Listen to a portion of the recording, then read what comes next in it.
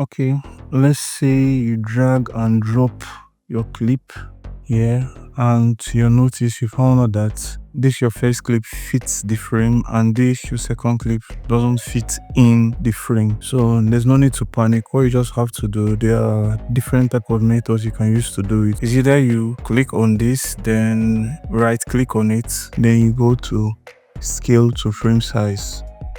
This scale to frame size, this is it.